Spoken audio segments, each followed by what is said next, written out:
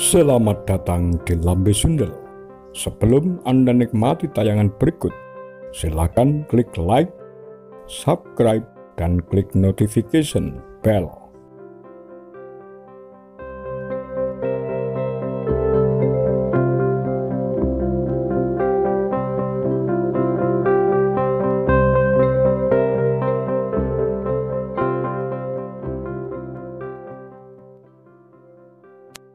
Mursid, Soeharto, dan Senapan Chung. Apa yang terjadi di Istana Bogor pada 2 Oktober 1965 ketika Bung Karno mengumpulkan para jenderalnya? Ketika hari hilangnya Letnan Jenderal Ahmad Yani, Presiden Soekarno berupaya mencari sosok pengganti sementara Panglima Angkatan Darat. Selama berjam-jam, Soekarno memilih dan memilah para jenderal yang direkomendasikan. Dari sekian nama, justru tidak ada yang ideal di mata Bung Karno. Sebagaimana ditulis Julius Burr dalam G30S, Fakta atau Rekayasa, Soekarno mengungkapkan kesannya kepada masing-masing calon panglima. Mayor Jenderal TNI Mursid, Deputi 1 Menpangat, dianggap temperamental. Mayor Jenderal TNI Soeharto, Panglima Kostrat, disebut kopek alias keras kepala. Mayor Jenderal TNI Ibrahim Aji, Panglima Divisi Siliwangi, punya istri orang Yugoslavia. Mayor Jenderal TNI Basuki Rahmat, Panglima Divisi Brawijaya, terganggu kesehatannya. Brigjen TNI Rukman, Kepala Staf Divisi Siliwangi, kurang begitu dikenal. Dan Mayor Jenderal TNI Pranoto, Asisten 3 Menpangat, dinilai lamban. Di kalangan Angkatan Darat sendiri, Mursid atau Soeharto punya kelayakan masing-masing. Mursid adalah satu-satunya Deputi Yani yang tersisa, sementara Soeharto yang tergolong perwira paling senior diperhitungkan dari segi senioritasnya. Soekarno akhirnya memutuskan mengambil alih pimpinan Angkatan Darat dalam komandonya. Dia menetapkan Pranoto sebagai pelaksana tugas harian yang kewenangannya terbatas. Keputusan itu dimaklumatkan esok harinya. Perihal senjata Chung. Pada 2 Oktober 1965, Soekarno memanggil sejumlah jenderal teras lintas angkatan, termasuk Soeharto dan Mursid, ke Istana Bogor. Dalam autobiografinya, Soeharto mengatakan kepergiannya ke Bogor naik mobil jeep disertai supir dan ajudannya, Kapten Bob Sudio. Sebuah panser mengawal perjalanan mereka. Sampai di Istana Bogor kira-kira pukul 2. Nampak di sana sudah ada Dr. Limena, Khairul Saleh, Pranoto, Leo Watimena, Umar Dhani. Kata Soeharto kepada Ramadan KH dalam Soeharto, pikiran, ucapan, dan tindakan saya. Kedatangannya disambut oleh Brigjen Sabur, ajudan Presiden Soekarno. Kepada anaknya Siddhartha Mursid, Mursid menuturkan bahwa dalam agenda pertemuan di Istana Bogor, dia berangkat satu mobil bersama Soeharto. Kepergian keduanya yang berbarengan lantaran Soeharto agak canggung kepada Soekarno.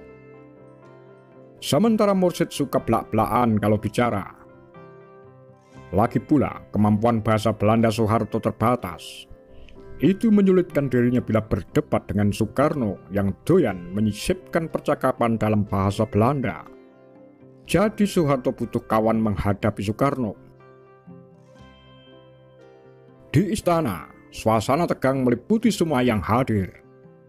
Pasalnya, di sana ada Menteri Panglima Angkatan Udara Umar Dhani yang sangat dicurigai pihak Angkatan Darat terlibat dalam G30S. Soekarno mencoba mendinginkan keadaan dengan mengatakan bahwa Angkatan Udara tidak tahu menau dan sama sekali tidak ikut campur. Soeharto tak terima begitu saja. Toh dia terpancing juga buka suara. Selanjutnya, terjadilah adegan seperti dalam film pengkhianatan G30S, yaitu saat Soeharto menyerahkan senapan cung yang teridentifikasi milik Angkatan Udara Republik Indonesia. Senjata itu disinyalir digunakan oleh pemuda rakyat, organisasi pemuda yang berafiliasi ke PKI di kawasan Halim Perdana Kusuma, basis Angkatan Udara.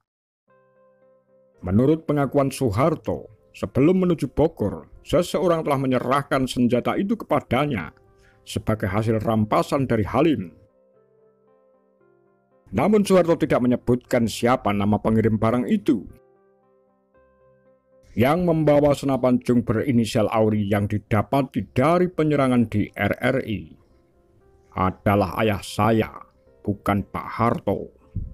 Dan senjata tersebut tidak dibungkus seperti dalam film pengkhianatan G30S PKI, ujar Siddhartha Mursid.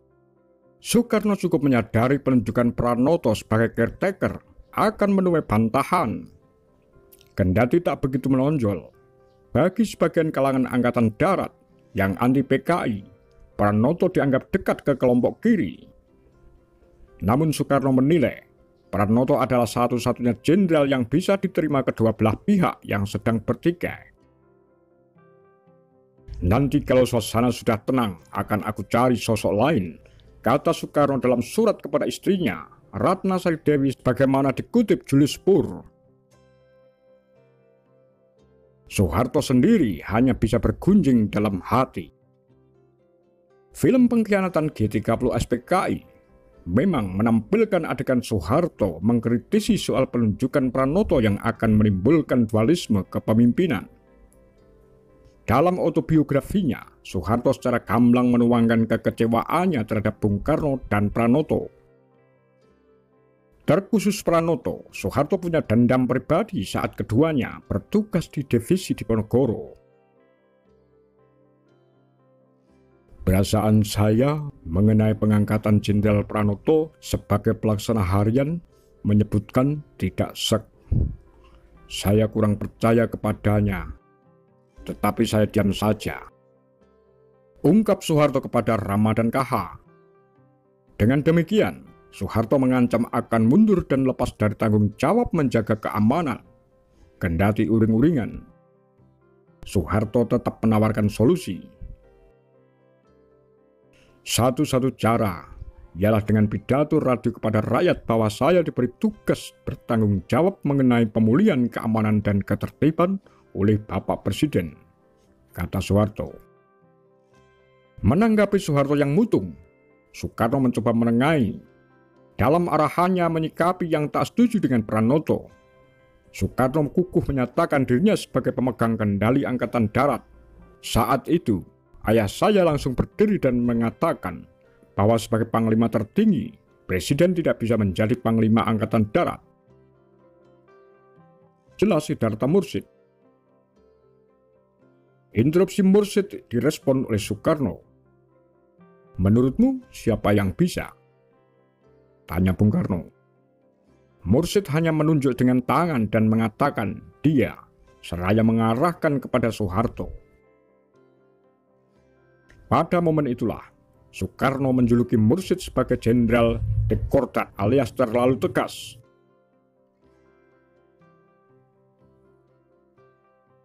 Berpuluh tahun berselang, era Soekarno telah lama tumbang. Soeharto berkuasa dengan rezim Orde Barunya. Megawati Soekarno Putri pernah bertanya kepada ayahnya, Presiden Soekarno, di hari-hari kritis kepemimpinannya,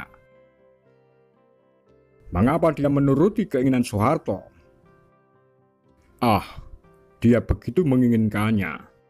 Demikian jawab Bung Karno. Ditirukan Megawati sebagaimana ditulis jurnalis kawakan Belanda Willem Oltman pada 1995 dalam memoir Mejen Frans Soekarno. Mursid sendiri kepada Sidarto di kemudian hari mengakui bahwa dirinya tak punya ambisi sama sekali jadi orang nomor satu di Angkatan Darat. Diceritakan oleh Siddhartha bahwa papanya tidak kepingin duduk di kursi yang berdarah-darah itu.